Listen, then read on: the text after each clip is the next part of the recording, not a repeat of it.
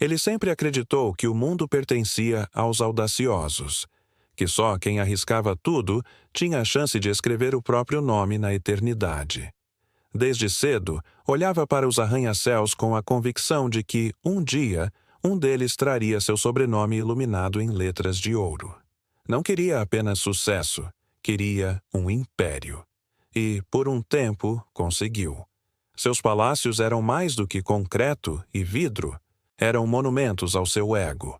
Torres luxuosas refletiam o sol da cidade como espelhos de poder. Carros exóticos cruzavam suas garagens subterrâneas como joias em movimento.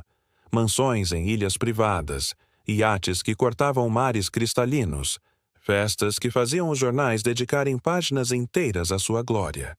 Ele era celebrado como um titã moderno, o visionário que ergueu riqueza a partir do nada, o homem que desafiou a lógica e venceu. Analistas o chamavam de gênio. Revistas estampavam seu rosto sorridente sob manchetes de impacto. O império inabalável. O rei da nova era. Do zero ao trono. E por trás de cada flash, de cada aplauso, havia uma verdade que poucos ousavam questionar. Tudo aquilo era sustentado não apenas por números e contratos, mas por sua fé cega na própria invencibilidade.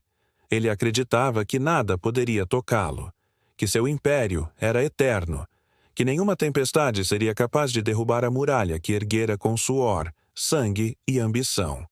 Mas a vida tem formas cruéis de ensinar, e naquela noite tudo mudaria.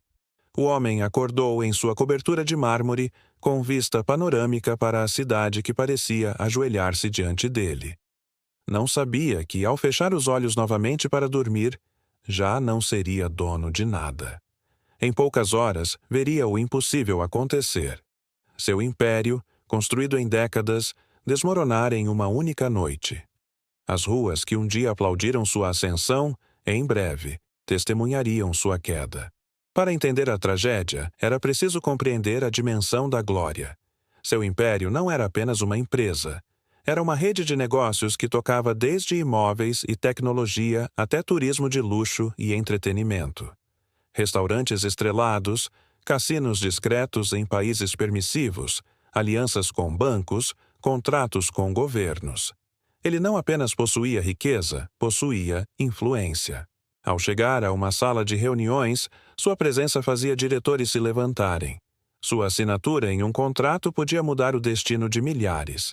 Seu discurso em conferências arrancava aplausos de pé, com frases que ecoavam como mantras. O impossível só existe para os covardes. A vida não é justa, mas a ambição compensa. Um império não se constrói com medo, constrói-se com sangue. Palavras repetidas como evangelho por seguidores fiéis. Mas todo império, por maior que seja, tem rachaduras invisíveis. Rachaduras que começam pequenas, quase imperceptíveis. Um número que não fecha. Um contrato arriscado. Um inimigo silencioso. Pequenas fissuras que, quando ignoradas, tornam-se abismos. Ele, no entanto, não via rachaduras. Ou pior, via, mas acreditava que poderia vencê-las pela força da vontade. E essa confiança cega, essa arrogância travestida de fé em si mesmo, seria a raiz de sua queda. Naquela noite fatídica, os jornais ainda o celebravam. As revistas ainda falavam em novos projetos. As redes sociais ainda compartilhavam fotos de suas festas deslumbrantes. Mas já havia quem sussurrasse. Investidores inquietos. Parceiros desconfiados. Funcionários que percebiam atrasos, ajustes apressados, relatórios escondidos. O castelo brilhava por fora, mas por dentro já ardia em chamas invisíveis. Quando a tragédia finalmente chegou, não veio como um trovão. Veio como um sussurro que se transformou em grito. Uma decisão judicial, uma quebra inesperada em bolsas internacionais. Um colapso de confiança que percorreu fronteiras na velocidade de um clique. O império, que parecia inabalável, desabaria em questão de horas. E o homem que acreditava ser intocável, naquela noite, provaria do gosto amargo da impotência. O que resta de um rei quando seu trono é arrancado? O que sobra de um império quando suas colunas caem ao mesmo tempo? Quem é o homem quando o mundo que ele construiu desaparece da noite para o dia? Essas perguntas guiariam o início do fim.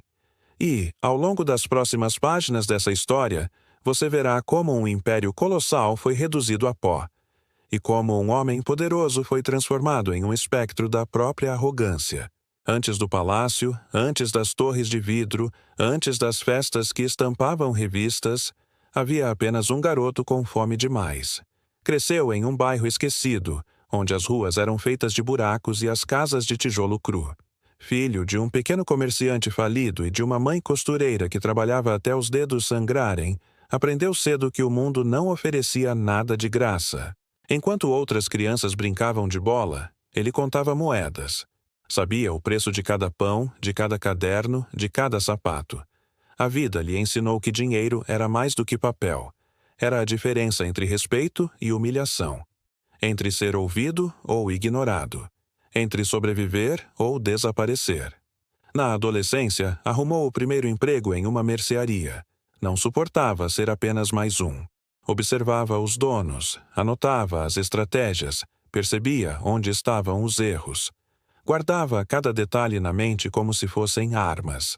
Quando colegas riam, ele estudava. Quando amigos se distraíam em festas, ele lia sobre grandes homens que construíram fortunas. Rockefeller, Carnegie, Onassis eram seus santos, seus mitos, seus fantasmas. O primeiro golpe de sorte veio com a oportunidade que quase ninguém queria: vender terrenos pequenos em áreas afastadas da cidade. A maioria desprezava aquele trabalho. Ele, ao contrário, enxergou o futuro onde os outros viam poeira. Batia de porta em porta, usava palavras afiadas como lâminas, prometia que aqueles lotes valiam mais do que ouro. Convencia com brilho nos olhos e firmeza na voz. E quando a cidade finalmente cresceu, ele já tinha comprado os terrenos que agora valiam fortunas. Em poucos anos, transformou poeira em concreto. Concreto em prédios, prédios em dinheiro. E com o dinheiro, comprou respeito. Aos 20 e poucos anos, já não era o garoto pobre do bairro esquecido. Era o jovem ousado que desafiava gigantes e vencia. As primeiras conquistas não eram grandiosas, mas para ele significavam tudo. Um carro usado, mas que brilhava sob a luz da rua. Um apartamento pequeno, mas no centro da cidade.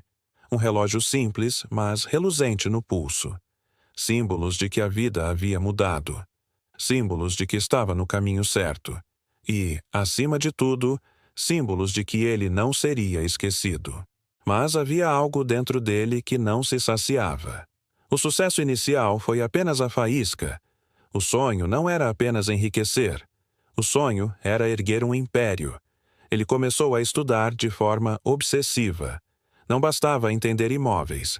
Mergulhou em finanças, em política, em tecnologia, lia relatórios de mercado como quem lê romances, assistia a entrevistas de grandes líderes e anotava cada frase. Aprendeu a falar a língua dos banqueiros, dos advogados, dos engenheiros. Queria ser maior do que qualquer fronteira, maior do que qualquer título. E, com essa fome insaciável, começou a montar uma rede. Empresários, políticos, influenciadores.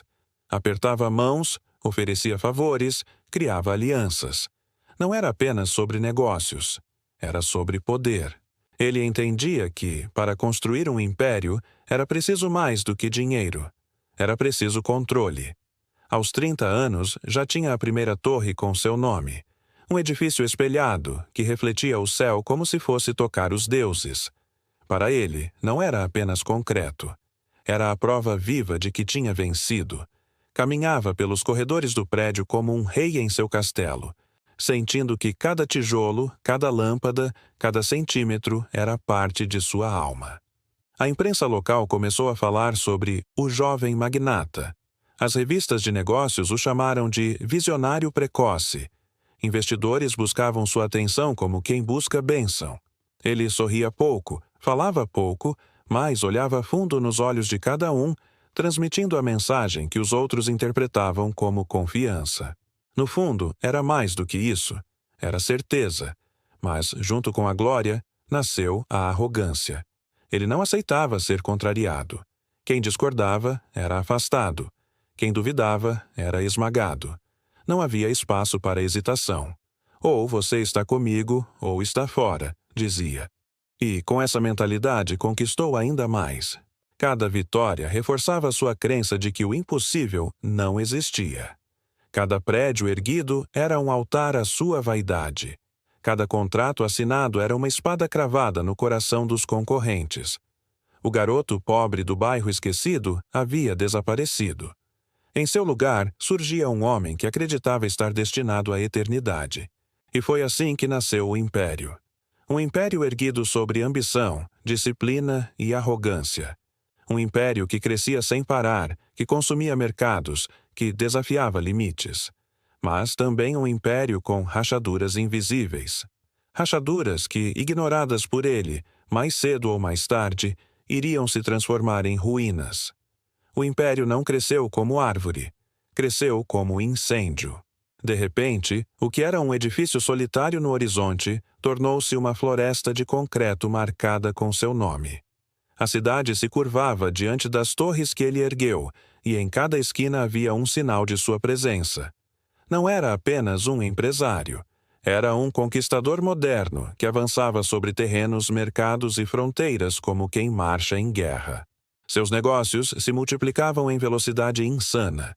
O que começara em imóveis logo se expandiu para tecnologia, hotelaria, transportes e até entretenimento. Uma nova empresa surgia a cada trimestre, uma nova aquisição a cada semestre. O homem que um dia vendera terrenos empoeirados agora negociava bilhões em salas de reunião cercadas de vidro.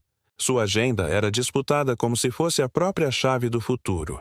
Os jornais o chamavam de furacão. Os concorrentes o odiavam em silêncio. Os investidores o seguiam cegamente. Ninguém queria ficar para trás, e ele usava isso como arma.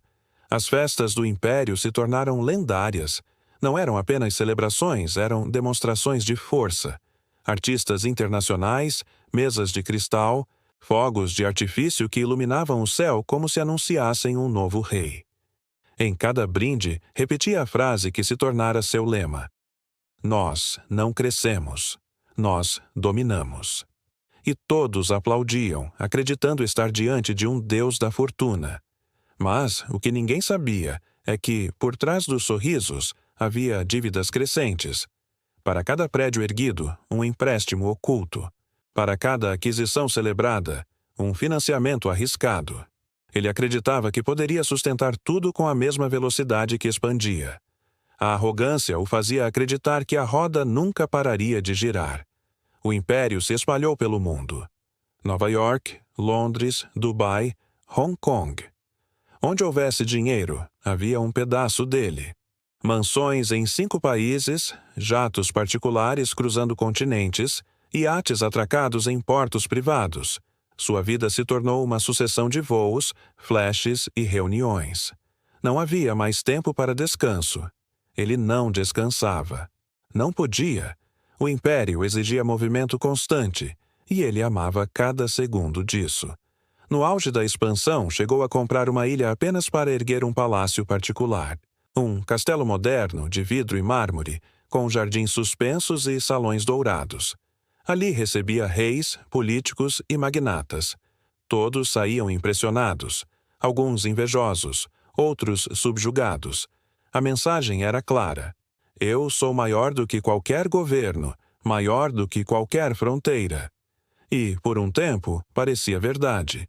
Mas, dentro de sua fortaleza de luxo, as primeiras rachaduras já se abriam. A pressa gerava contratos mal analisados. A confiança cega o fazia ignorar alertas de seus próprios conselheiros. Quando alguém ousava questionar a velocidade da expansão, ele cortava com a mesma frase: "O impossível é para os fracos." Essa frase, repetida como mantra, começou a ecoar como maldição. Os números ainda brilhavam, mas eram números inflados, sustentados por empréstimos e apostas arriscadas. O império não crescia apenas com lucros, crescia com ilusões. Mesmo assim, a cada novo anúncio, aplaudiam de pé. Ele comprou mais uma empresa. Ele entrou em mais um setor. Ele está anos-luz à frente dos concorrentes. Os funcionários usavam crachás como medalhas. Investidores tratavam suas ações como relíquias. Políticos buscavam sua aprovação. A cidade inteira girava ao redor de seu império. Mas o que ninguém sabia era que ele já havia ultrapassado o limite. O império, grande demais para ser controlado, havia se tornado um monstro que o devorava aos poucos. Ainda assim, ele seguia sorrindo. Seguia viajando. Seguia prometendo mais e mais. Não admitia fraqueza. Não admitia pausa. A velocidade era sua droga. O crescimento, sua religião. O mundo o via como um deus. Mas os deuses, cedo ou tarde, descobrem que são mortais. E quando o primeiro tropeço viesse, não seria pequeno. Seria o início de uma avalanche que arrastaria tudo. No auge de sua glória, ele já não caminhava. Desfilava. Cada passo parecia uma declaração de vitória. Cada gesto, um lembrete de que havia chegado onde poucos ousaram sonhar. Não era apenas rico, era um símbolo. O rosto estampava capas de revistas internacionais. Suas frases eram repetidas em palestras de negócios. Sua assinatura em contratos valia mais do que o selo de governos. Ele não construíra apenas um império, havia construído uma lenda.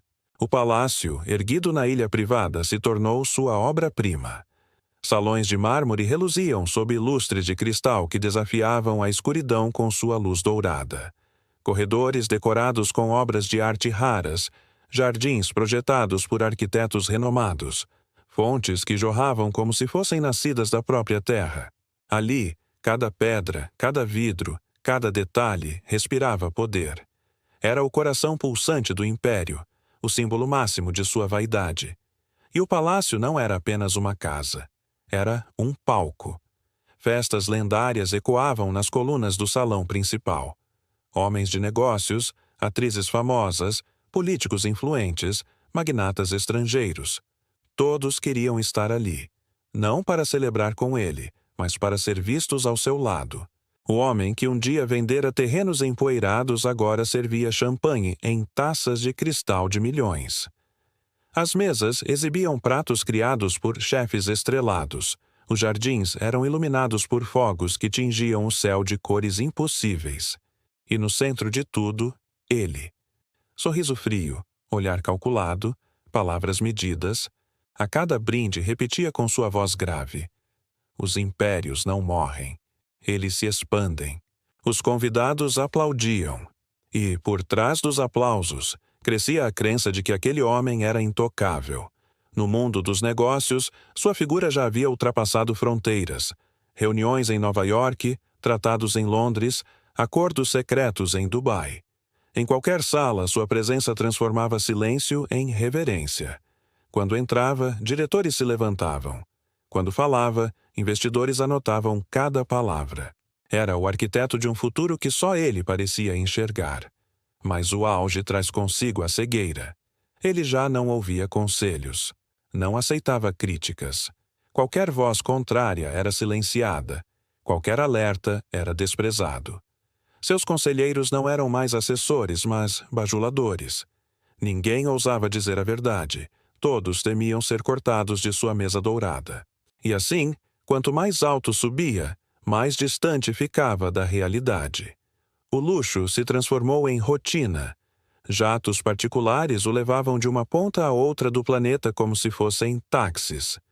Iates cortavam mares em viagens secretas com seletos convidados. Carros de milhões eram trocados como quem troca de roupa. Roupas sob medida, relógios raros, joias discretas, mas poderosas. O homem que nascera entre tijolos crus agora vivia cercado de ouro. E não era apenas riqueza, era poder. Ele influenciava governos com uma ligação, manipulava mercados com uma declaração, criava tendências com um olhar. Seu nome era Lei Silenciosa, respeitada até pelos que o odiavam. Mas havia algo mais profundo em seu auge, o delírio da invencibilidade. No palácio, diante de espelhos dourados, repetia para si mesmo que nada poderia derrubá-lo. Olhava para a cidade lá embaixo e sentia que o mundo lhe pertencia. O império era eterno, dizia a si mesmo. as rachaduras, irrelevantes, os alertas, exageros. Nada poderia parar a marcha de sua grandeza. Era como um rei coroado por sua própria vaidade, incapaz de enxergar que cada aplauso escondia ressentimento, cada brinde escondia inveja, cada silêncio carregava segredos. E, ainda assim, ele acreditava. Acreditava que havia se tornado mais do que homem. Acreditava que sua história seria contada nos livros como a de um titã moderno. Acreditava que havia vencido o tempo. Mas a verdade é que nenhum império é eterno. E quanto maior o palácio, maior é o estrondo quando ele racha. O auge parecia eterno, mas nenhum castelo de mármore é imune às rachaduras. Elas começam pequenas, invisíveis aos olhos dos que estão cegos pelo brilho. Mas estavam lá, escondidas nos relatórios, disfarçadas nos contratos, murmurando em reuniões abafadas. E, pouco a pouco, começavam a se transformar em abismos. O primeiro sinal veio em uma reunião com o conselho. Um dos diretores, homem experiente, ousou sugerir cautela. Estamos crescendo rápido demais. O fluxo de caixa não acompanha a velocidade dos investimentos. O salão ficou em silêncio. Ele sorriu frio, apoiou as mãos na mesa e respondeu: "Crescimento não espera por covardes." E com essa frase, o alerta foi enterrado. O diretor, afastado semanas depois. A mensagem era clara. Ninguém deveria duvidar do rei. Mas os números não mentem para sempre. Dívidas escondidas em paraísos fiscais começaram a crescer como sombras. Empréstimos feitos em nome de empresas subsidiárias, fora do radar da imprensa, se acumulavam. Compras de terrenos a preços inflados, fusões arriscadas, projetos faraônicos em países instáveis. O império brilhava por fora, mas por dentro era sustentado por colunas corroídas. Ainda assim, ele caminhava com a mesma confiança. Dizia em entrevistas que sua estratégia era visionária e que, quem duvidasse, ficaria para trás. Enquanto jornalistas aplaudiam suas frases de efeito, os contadores suavam em silêncio, tentando equilibrar números que já não fechavam. Outros sinais começaram a aparecer. Fornecedores reclamavam de atrasos em pagamentos. Funcionários cochichavam sobre cortes disfarçados de reestruturação estratégica. Parceiros de negócios notavam reuniões mais curtas, respostas mais frias, olhares mais tensos. Mas, diante do público, tudo era perfeição. E assim, os avisos se empilhavam, ignorados por um homem que acreditava ser intocável. O segundo grande alerta veio em uma viagem a Londres durante uma conferência internacional. Ali, um jornalista ousou perguntar: "Seu império está diversificado demais? Alguns analistas dizem que não há base sólida para tanto crescimento." Ele riu. "Analistas ganham para prever o passado. Eu construo o futuro." O auditório aplaudiu. A manchete no dia seguinte estampou sua resposta como genialidade. Mas, nos bastidores, investidores começaram a se inquietar. O riso que encantava multidões agora soava como desafio ao bom senso. O império continuava a crescer, mas já era crescimento de ilusão. Projetos novos eram usados para cobrir buracos dos antigos. Empréstimos eram feitos para pagar empréstimos anteriores. E, como um malabarista cansado, ele mantinha as bolas no ar apenas pela insistência. Mas até os melhores malabaristas falham. O Palácio Dourado já não era tão reluzente. Os corredores estavam cheios de murmúrios. Os olhos dos funcionários, antes orgulhosos, agora carregavam medo. O império que parecia inabalável começava a cheirar a instabilidade. Mas ele não recuava. Pelo contrário, acelerava. Quanto mais sinais de perigo apareciam, mais ele investia, mais comprava, mais expandia. Como se pudesse vencer a realidade pela força da ambição. E, em meio a esse delírio de grandeza, tomou a decisão que selaria seu destino. Apostar todas as fichas em um projeto colossal, arriscado, insano. Um empreendimento que prometia ser a coroação de sua carreira, mas que, na prática, seria o gatilho da ruína. A primeira rachadura já havia virado fissura, e a fissura logo se tornaria colapso. Era uma noite comum, Ou, pelo menos, parecia. O Palácio Dourado reluzia sob o luar. Os salões ecoavam com conversas elegantes. Taças tilintavam em brindes. E ele caminhava entre os convidados com a segurança de quem acreditava ser eterno. Mais um banquete, mais uma celebração, mais uma prova de que seu império era inabalável. Mas, enquanto os fogos iluminavam o céu, a base do castelo já ardia em chamas invisíveis. O telefone tocou. Uma ligação curta, urgente. Do outro lado da linha, um de seus diretores tentava manter a calma. Precisamos conversar, agora. É sério. Ele ignorou, sorriu para os convidados, ergueu a taça e repetiu o brinde de sempre. O impossível não existe. Todos aplaudiram, cegos pelo brilho. Mas naquele instante, a contagem regressiva havia começado. Poucas horas depois, os jornais estampariam o que se tornaria a manchete mais devastadora da década. O Império desmorona. Uma breve pausa. Estou aqui para avisar que no final, eu darei minha visão de fora. Preciso contar tudo a vocês. Aguardem. Tudo começou com uma notícia discreta, publicada em um portal estrangeiro. Documentos vazados revelavam dívidas bilionárias escondidas em subsidiárias fantasmas, linhas de crédito secretas, operações ilegais em paraísos fiscais, empréstimos que sustentavam outros empréstimos. Era como se alguém tivesse puxado a primeira peça de um dominó. E o dominó caiu. Investidores entraram em pânico. Fundos internacionais anunciaram retirada imediata. As bolsas reagiram em segundos. As ações de suas empresas despencaram como nunca antes, arrastando consigo o mercado inteiro. O telefone, antes instrumento de poder, agora não parava de tocar, com más notícias. Na madrugada, os bancos parceiros suspenderam linhas de crédito. No amanhecer, governos anunciaram investigações. Ao meio-dia, protestos começaram a surgir em frente às sedes do Império. E quando a noite seguinte chegou, o homem que um dia parecia intocável já era visto como responsável pela maior ruína empresarial da era moderna. Dentro do palácio, a atmosfera mudou. Convidados se dispersaram. Jornalistas se aglomeraram nos portões.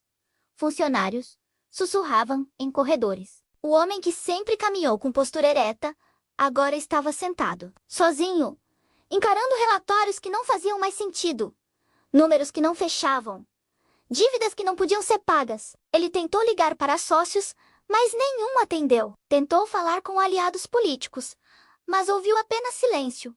O rei estava nu e, pela primeira vez, sentiu o gosto amargo da impotência. A notícia se espalhou pelo mundo em velocidade digital. O império desabou em uma noite. Era a frase repetida em todos os idiomas.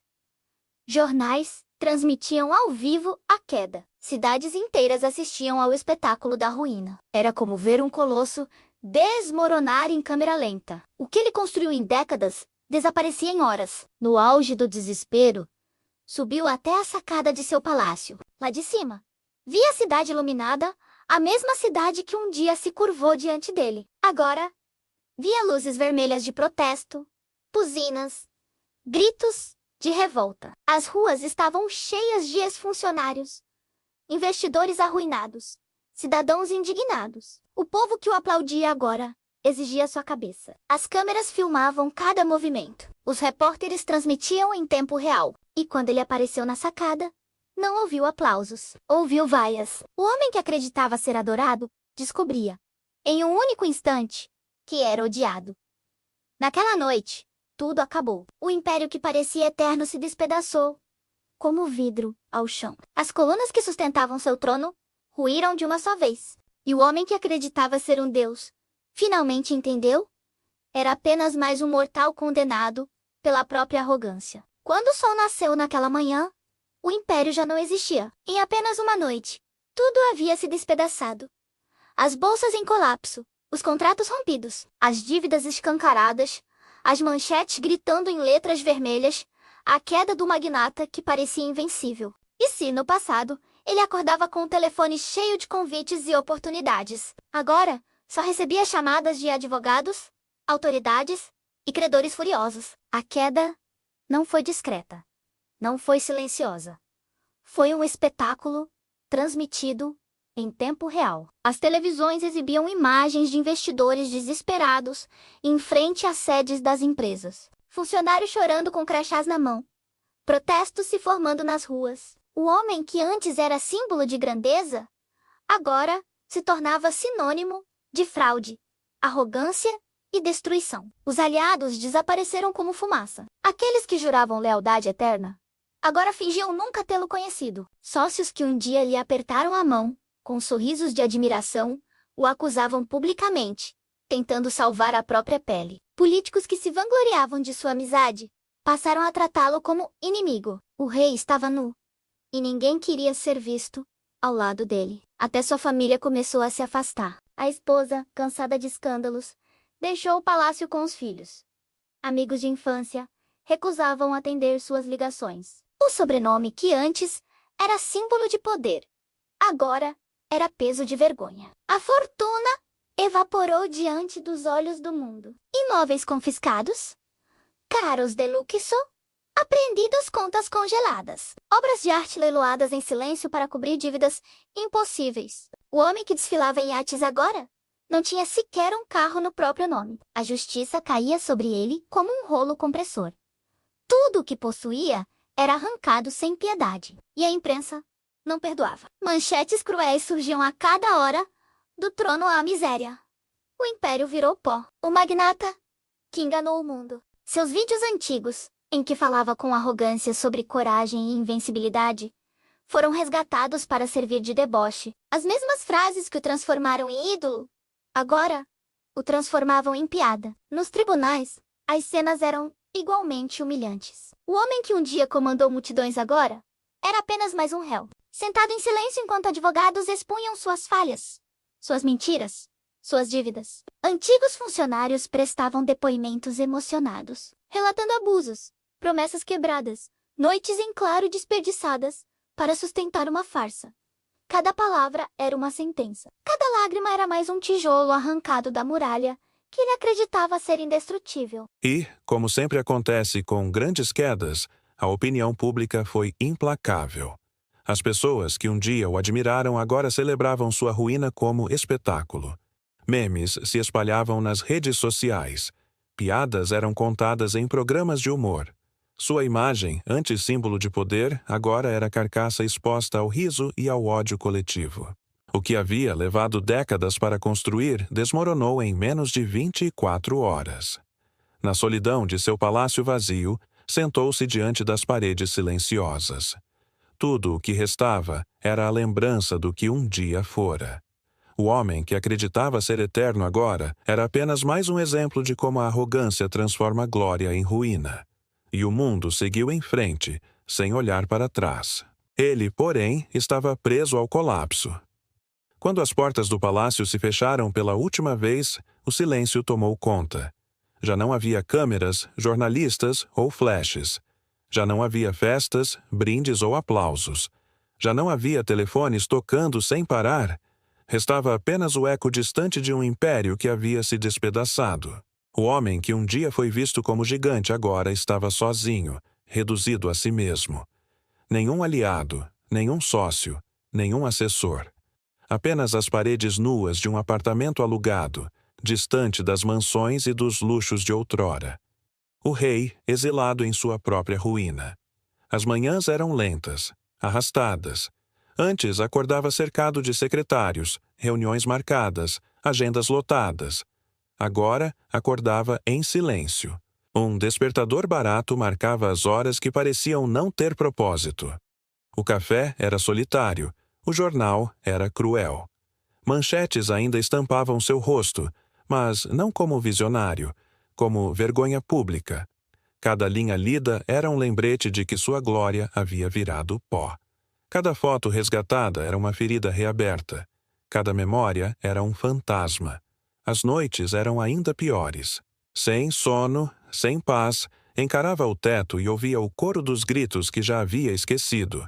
Os funcionários humilhados, os sócios enganados, os investidores arruinados. Via rostos que não lembrava mais, mas que o lembravam. O choro de estagiários, os olhares de desespero de famílias que acreditaram nele. Cada sombra na escuridão era um julgamento. E nesses julgamentos silenciosos, a pergunta surgia: vale a pena? Valeu a pena construir um império de concreto e vidro se no fim tudo se transformou em poeira? O vazio não era apenas financeiro, era humano. A esposa partira, levando os filhos. Os amigos desapareceram. Até parentes distantes evitavam seu nome. Nos restaurantes simples que agora frequentava, cochichos ecoavam. É ele. Alguns riam, outros olhavam com desprezo, outros apenas se afastavam. O respeito que acreditava eterno evaporou. O medo que sustentava sua autoridade virou deboche. Ele já não era rei, não era magnata, não era mito. Era apenas um homem quebrado. E foi nesse vazio que algo inesperado aconteceu. A consciência.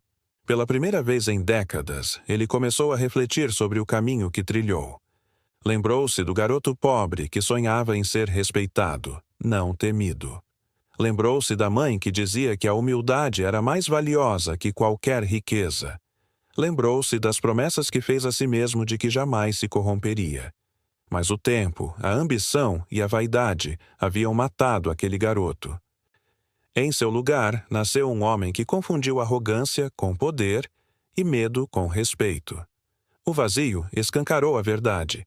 Ele não perdera apenas dinheiro. Não perdera apenas prédios, carros ou iates. Ele perdera a si mesmo. Nas últimas páginas de um caderno velho, começou a escrever. Palavras amargas, confissões, desabafos. Não buscava perdão. Não buscava piedade. Buscava apenas compreender onde tudo se perdeu. Cada frase era uma ferida exposta. Cada palavra, um tijolo retirado da muralha que construiu ao redor de si mesmo. Escreveu sobre a solidão de estar no topo, sobre o vazio de ser aplaudido, mas nunca amado, sobre a ilusão de acreditar que o mundo se curva para sempre. E, ao final, escreveu uma frase que resumia sua ruína. Eu construí um império para fugir do vazio, e o vazio me esperava no fim. Era o reconhecimento daquilo que nunca quis admitir. O império não desmoronou apenas por erros financeiros, mas porque foi erguido sobre a areia movediça da arrogância. O vazio era o seu verdadeiro herdeiro, e nele não havia trono. A história terminou, mas a pergunta permanece. O que vale um império se o coração que o sustenta é feito de arrogância? Ele acreditava que tinha conquistado o mundo. Palácios, aviões, ilhas, poder, tudo. Mas, no fim, perdeu tudo na mesma velocidade em que construiu. Não porque o mundo fosse injusto, não porque os inimigos fossem fortes, mas porque esqueceu a verdade mais simples. Nenhum império é eterno quando é erguido sobre vaidade. O clímax de sua vida não foi a glória, mas a queda. E essa queda ecoa como aviso para todos que assistem. Não importa se você é um empresário, um funcionário, um estudante ou um sonhador. O alerta é o mesmo. Quando o orgulho governa, a ruína é apenas questão de tempo. As imagens de sua derrota se espalharam pelo mundo e se transformaram em símbolo. Um homem solitário em um apartamento vazio. Um rosto antes idolatrado, agora ridicularizado. Um nome que um dia inspirou grandeza, hoje lembrado como sinônimo de destruição. E a pergunta que ecoa é: você vai repetir essa história? Porque essa narrativa não é só dele. É sobre mim. É sobre você. É sobre todos nós. Quem nunca acreditou ser invencível em algum momento da vida? Quem nunca desdenhou de alertas, ignorou sinais? Acreditou que nada poderia dar errado? É fácil rir de sua ruína, mas difícil encarar o espelho e perceber que as mesmas sementes da arrogância podem estar germinando dentro de nós. O verdadeiro valor dessa história não está nos milhões perdidos, nos prédios derrubados ou nos contratos rasgados. Tá no aviso? No lembrete de que a vida cobra caro, de que o tempo não perdoa, de que o orgulho destrói até os mais fortes. Ei, esperem, ainda tem minha percepção sobre tudo. Eu estava no mezanino quando o mármore trincou. Não foi um estrondo, foi um sussurro, um grito fino, atravessando o ar-condicionado, como se o próprio palácio engolisse em seco, antes de desabar. O lustre principal, um candelabro que parecia aprisionar sóis dentro dos cristais, vibrou apenas o bastante para que as luzes se multiplicassem nas paredes. Gente aplaudia. Uma apresentação no salão. As taças batiam como se a noite prometesse eternidade. E eu, com a pasta encostada no peito, vi a primeira linha atravessar o piso, como uma cicatriz. Ali, entendi que a história do homem que ergueu um império não terminaria com discursos. Terminaria com rachaduras. Meu nome é Helena. Fui diretora de risco quando tudo ainda parecia sob controle, menos antes de o crescimento virar desculpa para atalho. Antes de o inovador virar sinônimo de imprudente. Antes de a palavra impossível ser usada como bandeira, em vez de limite, eu conheci os relatórios no avesso, o cheiro das planilhas, a ansiedade que nasce quando o número não fecha e todos decidem que a solução é mudar a pergunta. Eu conheci o império por dentro. E por isso, sei, ele não desabou da noite pro dia. Ele caiu todas as noites. Em silêncio. No começo, eu também acreditei. É difícil não acreditar quando o mundo sorri para quem está no topo. Quando entrei, ele ainda era o visionário que vendia futuro em frases curtas. Tinha a calma de quem fala por último e o raro talento de ouvir o que ninguém disse. Na primeira reunião, apontou para um mapa na parede de triângulos dourados, marcando cidades distantes, e me perguntou qual a pior coisa que pode acontecer a um império. Respondi o óbvio, uma crise de liquidez. Ele sorriu. Aquele sorriso que era mais conclusão do que alegria. Não, o pior é o tédio. O tédio faz gente esperta procurar emoção. Eu devia ter ido embora nesse dia. Nos primeiros meses, eu assinava pareceres com a certeza mecânica de quem pisa em chão firme. Os terrenos antigos viravam condomínios. Os condomínios enchiam os cofres. Os cofres financiavam torres que desafiavam o céu. O dinheiro entrava com disciplina de maré e saía com a mesma precisão. Havia margem, havia folga, havia prudência. E havia algo mais. Um paladar crescente, por velocidade. O conselho se acostumou a aplaudir gráficos em ângulo agudo. Investidores velhos e recém-chegados menos aprendiam a confundir inclinação com imortalidade. Foi sutil a primeira vez que me pediram para revisitar premissas. Estávamos discutindo uma compra agressiva. Terrenos caros ao redor de um lago. Área de proteção ambiental. Licenças ainda no papel. Promessas no ar. O modelo que construí dava errado. Em 8 cenários, de dezembro. Revisite as premissas, disseram. É eufemismo. Em revisitar, trocamos chuva por garoa. Burocracia por celeridade. Custo por sinergia. Risco por resiliência. O projeto passou, claro. A planilha sorriu. O lago não. A casa grande cresceu com isso. O tapete mais macio. O barulho de gelo perfurando o uísque. O som permanente de sapatos alinhados sob a mesa de reuniões. O palácio tinta fresca, pedra fria, cheiro de riqueza. Menos virou templo. Lá dentro, aprendi 2 leis. A primeira, a palavra público nunca é dita. A segunda, a palavra nunca chega sozinha. Vem com um preço. O homem do topo começou a falar mais e ouvir menos. O silêncio à mesa, ainda assim, era religioso. Quem ousava perguntar, aprendia a doença do lugar. O medo de desapontar. Aos poucos, a parede dos troféus passou a refletir outras coisas. Na sala de compliance, relatórios com adjetivos discretos, atípico, excepcional, não recorrente, viraram rotina. A tesouraria pedia pontes curtas para oportunidades únicas. Eu assinava negativas e recebia telefonemas. A ponte mitigadores. O resto, a gente resolve politicamente. O resto, descobri. É sempre o que afunda. Havia um corredor que eu evitava. Começava com fotos dele apertando mãos que não tinham nome. Terminava na maquete da ilha, menos aquela aberração linda onde o palácio principal foi construído. A maquete tinha iluminação própria. Árvores que nunca murchavam. Vidro que nunca embaçava. Se você se aproximasse o bastante, veria o pequeno desenho de 2 pontes. Crédito e confiança. Eles chamavam de arquitetura. Eu chamava de metáfora. Nada daquilo flutuava sozinho. A festa do penúltimo verão foi o ponto sem retorno. A orquestra tocava sob o domo, O chão parecia água. Os convidados andavam com o cuidado de quem pisa no próprio reflexo. Ele subiu ao palco para dizer a mesma frase com palavras novas. Falou de expansão responsável, financiamento inteligente, governança robusta. Eu olhei os olhos dele e vi outra coisa. Fome. Uma fome que não é de pão, nem de ouro, menos a fome de ver o mundo encolher quando você chega. É essa fome que mata impérios. Depois daquela noite, os e-mails mudaram de tom. Agilidade virou senha para cortar verificação. Sazonalidade virou desculpa para queda de caixa. Integração virou cortina para maquiar a dívida. O fluxo de caixa que antes corria como um rio previsível passou a engrossar e afinar em marés caprichosas. Janelas, eles diziam.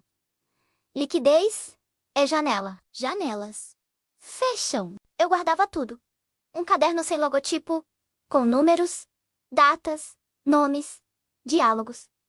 Não por heroísmo, por medo. Não há coragem especial em registrar o que você sabe que pode te derrotar depois. Há instinto de sobrevivência. E havia outra coisa. Eu queria lembrar. Se o mundo esquecesse, que alguém avisou. A gente sempre avisou. Quando o primeiro fornecedor parou de entregar aço, por precaução, a versão oficial veio com fita dourada.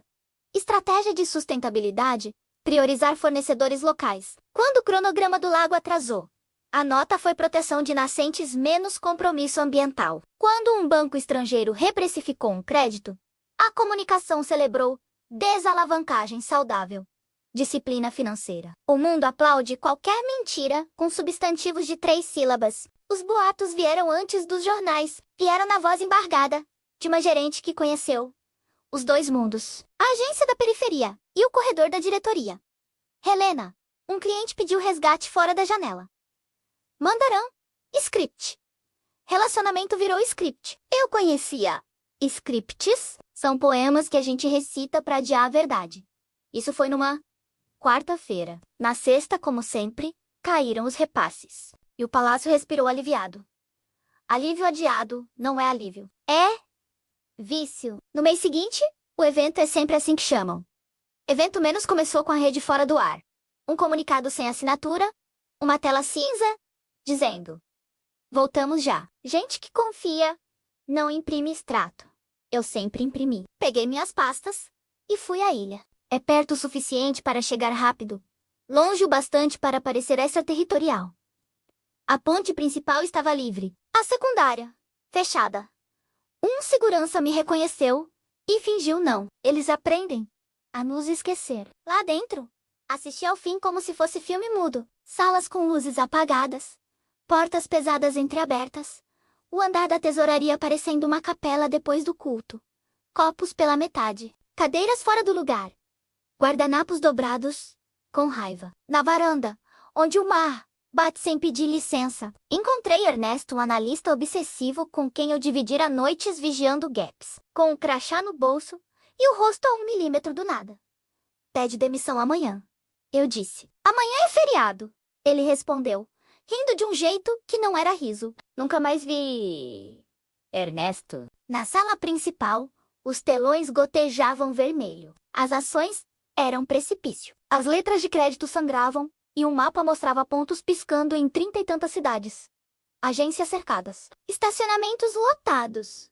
Uma mulher com uma pasta azul batendo no vidro, como quem quer acordar o reflexo. O chefe da comunicação, pálido como a parede, tentava uma frase que coubesse no mundo e em 140 caracteres. O diretor financeiro, suor e café, repetia que amanhã abre a janela externa.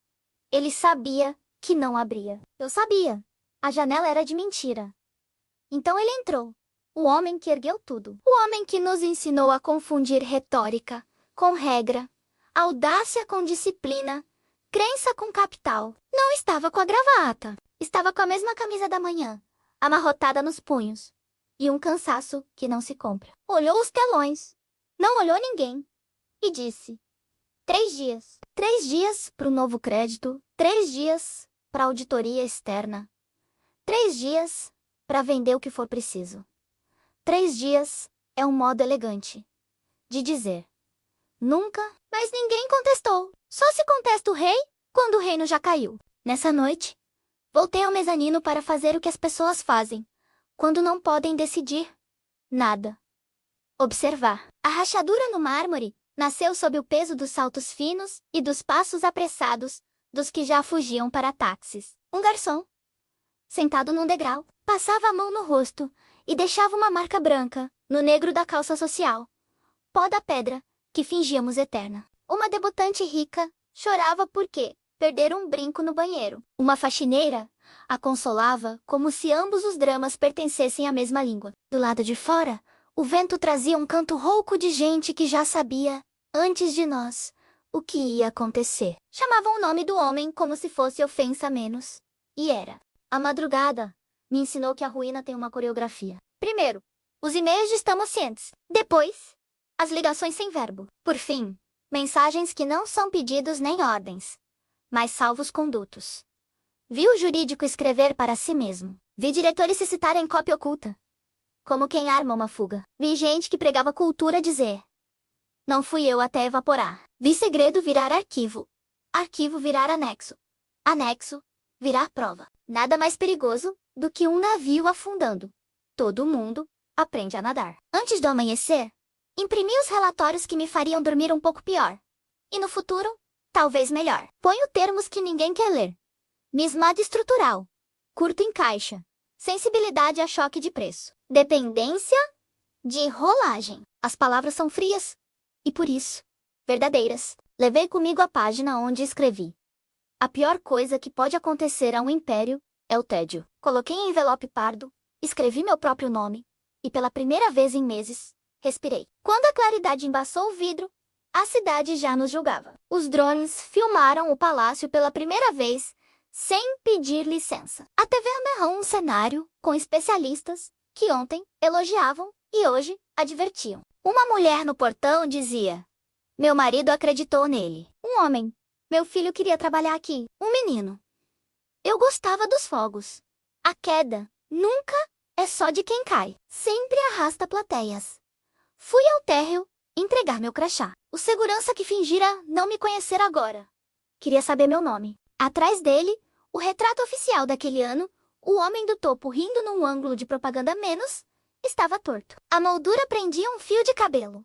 A sujeira mora nos detalhes. Eu poderia dizer que fui embora e nunca mais olhei. Mas mentiria. A gente olha para os desastres que ajudou por ação, por omissão, por salário menos, como quem visita uma cicatriz para lembrar a história. Fui a audiências, sentei no banco. Frio das testemunhas. Disse. Avisei, sem levantar a voz. Responderam com a palavra que governa o mundo. Contexto. Foi a entrevistas de emprego. Expliquei minha versão. Ouvi a deles. E, em todas, entendi que os impérios caem. Mas a fome fica. Quando o novo patrão me perguntou se seguro demais não trava crescimento, decorei a rota da saída. Hoje, passo em frente à ilha às vezes, fingindo ser turista. O palácio ainda está lá, menos com menos luz. Mais câmeras. Cercas discretas, menos como um dente de ouro na boca murcha de quem já foi rei. Dizem que vão transformá-lo em centro cultural. Dizem tantas coisas. Eu imagino, abri as portas e pedi silêncio. Imagino crianças tocando mármore e ouvindo uma história.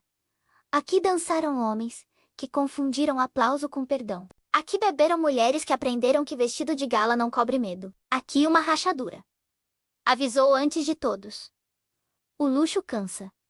E quando o luxo cansa, a verdade aparece. Você quer um culpado único. Todos querem. Fashir Taosso organiza a raiva. Mas impérios desabam como pontes. O último parafuso leva o processo, o barulho, a culpa menos, e debaixo dele, há pelos menos 1000. O homem do topo merece os nomes que o mundo lhe deu. Não, defendo. Só digo que, enquanto o palácio brilhava, muita gente vendeu espelho. Auditores que viram e preferiram réguas mais gentis. Bancos que emprestaram e chamaram de relações estratégicas. Políticos que sorriram e chamaram de parceria público-privada. Investidores que leram uma frase de efeito e chamaram de tese. A culpa é coletiva. A responsabilidade pessoal. No meu caderno marrom, anotei um último diálogo, na véspera do fim.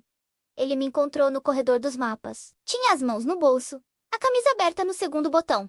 A fadiga de quem aprendeu tarde o preço da sua fé. Helena, qual a pior coisa que pode acontecer a um império? Ele perguntou, como se quisesse voltar ao primeiro dia. Eu podia ter dito liquidez, investigação, corrida, disse.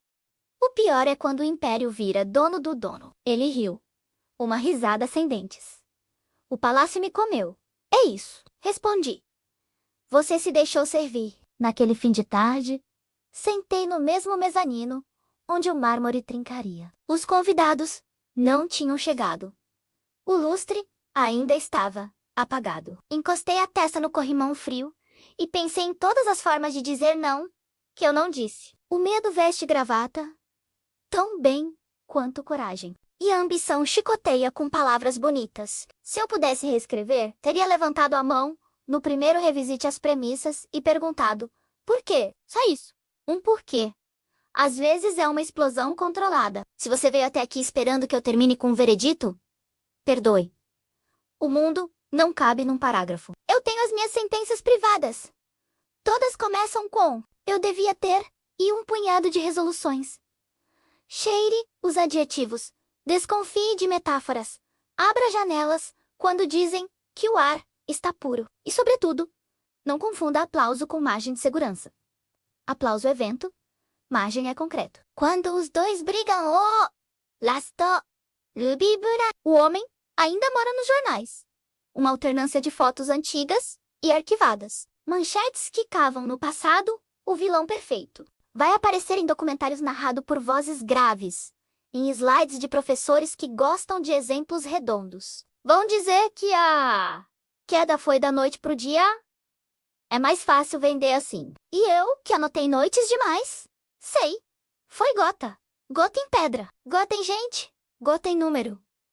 O palácio rachou antes do mármore. Rachou quando a palavra auditor foi substituída por parceiro. Rachou quando a meta virou slogan. Rachou quando a frase vamos revisar deixou de ser ciência e virou cerimonial. Rachou quando a pressa ganhou sala própria.